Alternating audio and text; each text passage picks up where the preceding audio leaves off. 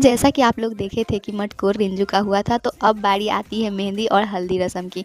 तो हम और चंचल चले जाते हैं मेहंदी लगाने। हम पैर का मेहंदी लगाते हैं और चंचल हाथ का लगाती है। पहले तो चंचल एक हाथ का लगाती है क्योंकि उसको मसौरी जाना रहता है, और वो मसौरी जाती है आईब्रो बनवाने के लिए।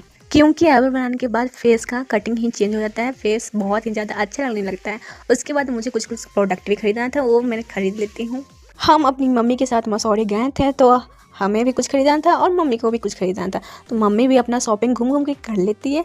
और यहाँ पे हमको खाने का मन करता है गुपचुप, और गुपचुप खाने के बाद बहुत ज़्यादा गर्मी होने लगता है, प्यास भी लग रहा था, तो गन्ना का जूस पी लेते हैं और घर पे आके ठंडा ठंडा पानी पीते हैं, जिससे बहुत ज़्यादा मन को शांति मिलता है। और यहाँ ब्रेड भी खा लेते हैं जो कि लाए थे मसौरी से, और फिर चल जाते हैं रिंजू के हल्दी में तैयार व्यार होकर। और मरवा में होता है कथा पूजा, जिसमें कि आशिक सहा था, और साथ में होता है रिंजू का हल्दी। तो सबसे पहले हम अपनी दीदी से मिलते हैं, जो कि बहुत दिन के बाद हमसे मिल रही थी। और फिर रिंजू आ जाती है मड़वा में उसका हल्दी कलश और चुमौना होने। तो सबसे पहले पंडित जी अपना मंत्र पढ़ के, पंडित जी ही पहले हल्दी चढ़ाते हैं, उसके बाद उनके पापा चढ़ाते हैं। फिर उसके बाद 5 मर्दाना और चढ़ाते हैं, उसके बाद औरतें चढ़ाते हैं, और उसके बाद कथा पूजा का प्रसाद खाने को मिलता है, जो कि हम लोग खाते हैं। और यहाँ पे आप लोग सुनिए नीलू का गीत।